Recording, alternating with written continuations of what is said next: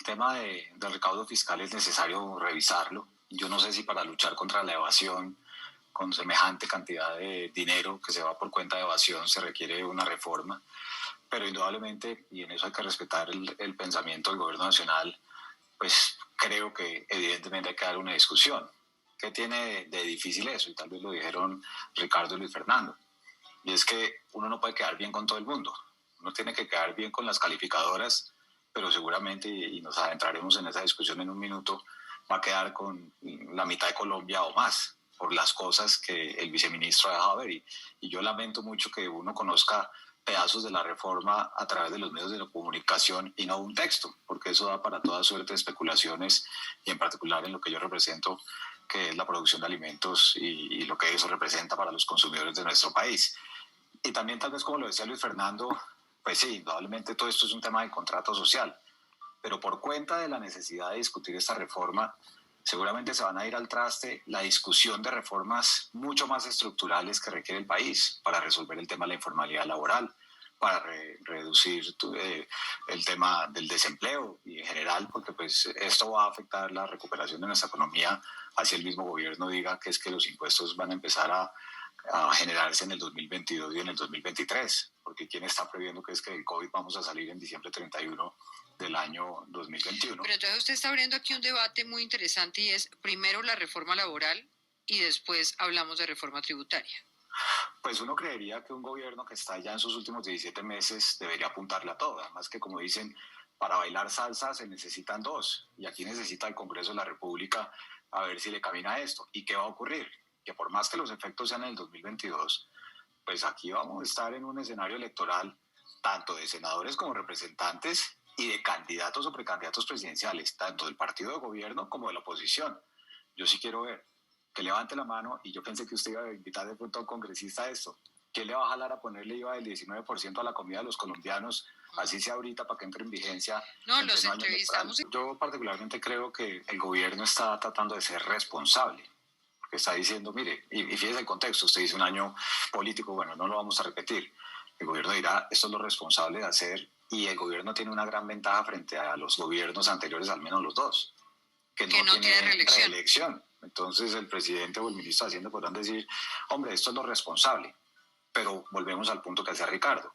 Una cosa es hacer la reforma y otra cosa es el contenido, porque puede ser lo responsable de cara a las calificadoras, pero puede ser lo irresponsable de cara a la población y a las inequidades que puede generar una reforma. De nuevo, porque conocemos solo unos anuncios y no conocemos el texto. Entonces, pero indiscutiblemente, a pesar de que pudiera ser lo responsable, pues el Congreso es el que la aprueba. Y el gobierno, pues los que hemos estado en el gobierno sabemos que el Congreso, el texto que entra no es el texto que sale. Y los congresistas, que son los que sí están por una reelección, pues ellos van a jugar su papel, y esas son las reglas de la democracia. Entonces nadie puede estar ajeno a que una cosa es lo responsable técnicamente, pero cuando uno piensa este tipo de reformas también tiene que pensar en lo responsable políticamente para que le salga bien, porque si no, ¿para qué la hace? Lo primero es que a esto deberían hacer las audiencias públicas como hicieron con el acuerdo de Escazú y muchas otras cosas. Claro, el gobierno tiene un afán, dicen que va con mensaje de urgencia, pero pues este es un tema que le pega a todos los colombianos. Pero déjeme, yo me devuelvo en un tema, porque aquí también hay que discutir los números. Cuando uno mira lo que se conoce, claro, el gobierno dice, o por lo menos lo que deja ver el viceministro Londoño, es vamos a ponerle el IVA a la canasta básica. Eso es encarecer la comida en 19% para los colombianos. Eso no se lo pinten de ninguna otra manera a la población.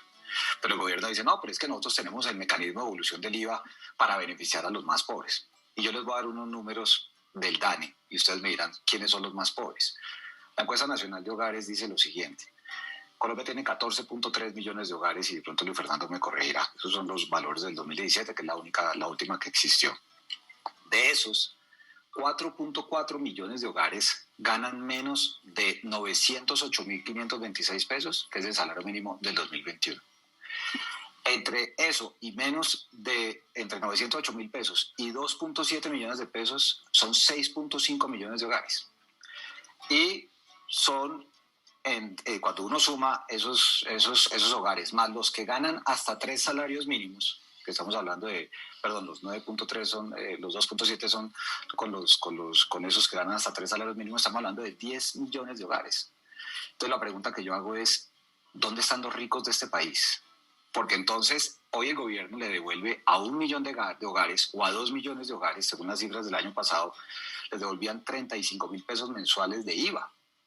Entonces, los que se supone que son clase media, y yo quisiera que se aventuraran aquí a decirme cuáles son los de clase media, que destinan más del 20% de sus ingresos a comprar comida, ellos van a caer en el sándwich. Entonces ellos no van a ver la devolución del IVA, y haciendo cálculos con la canasta del DANE, lo que van a pagar por IVA en la comida es un mes de etiquetas de Transmilenio en Bogotá.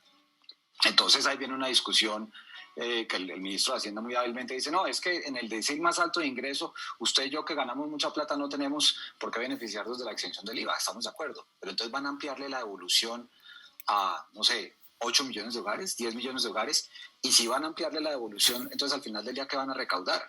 Entonces, esas son las cifras que yo creo que el país tiene que debatir y conocer para que tengamos una claridad de si realmente esto es un Frankenstein, como dice Ricardo, que ocurrió la vez pasada, o realmente uno dice, hombre, no, sí, a todos nos toca darnos la pela, porque ¿qué le vamos a hacer? Yo sí tengo mucha preocupación por ese tema. Ahí es precisamente donde hay que mirar todas las alternativas y el gobierno debería estar abierto, más allá de la discusión con el Congreso, a planteamientos como los que aquí se han hecho. ¿Por qué? Porque, digamos, se lo digo, en mi junta directiva hemos discutido este tema y han salido también temas de, oiga, ¿por qué no tenemos, como en su momento teníamos el impuesto al patrimonio o lo que fueron los recursos para financiar la lucha contra el terrorismo, si deberíamos tener un impuesto transitorio también para resolver este tema? Pues porque se supone que es un tema coyuntural mientras la economía vuelve y se reactiva. Entonces, yo sí creo que más que pensar, como lo están haciendo en España, de si tumbar o no, ahí es donde empiezan a salir las nuevas fuentes de ingresos, más allá de la lucha contra la evasión, porque la lucha contra la evasión siempre está en los preceptos de estas discusiones, pero la DIAN ha hecho un gran trabajo, pero todavía se puede hacer más. Mire, en el trimestre agosto-octubre del 2020, Colombia tenía más de 18 millones de ocupados, de los cuales 11,5 millones ganaban 877.000 pesos o menos, un salario mínimo. Entonces, si no hay un contrato social para reducir la tasa de informalidad laboral, pues todo esto que aquí hemos conversado, que se amplía la base de contribuyentes y los pone a pagar, pues se queda realmente en un deseo, porque nos vamos a quedar simplemente con 2.262.000 colombianos que ganan más de 1.800.000 pesos, según los datos del DANE, que son los que van a tener una gran carga tributaria. Y obviamente, mientras tanto, el gobierno, en muy buen sentido, trata de ampliar su red de protección social en ese marco de ese contrato, pero yo insisto, a mí sí me queda preocupando la gente que va a quedar en la mitad, porque uno puede decir que son clase media, pero yo no sé si uno con 1.7 millones de pesos o con 2.7 millones de pesos, hogares que son en promedio de 3 personas, realmente van a lograr vivir, pagar renta y fuera de eso no van a tener devolución del IVA. Cuando a finales de 2020 había 4 millones de hogares que solo comían 2 veces al día y cerca de 370.000 hogares que solo comían una vez al día, yo sí creo que el IVA al 19% a los alimentos es una locura. Creo que hay que buscar caminos como los que hemos discutido el día de hoy, pero para eso se necesita conocer el texto y que haya la posibilidad de discutirlo no solamente entre el Congreso de la República y el Gobierno Nacional.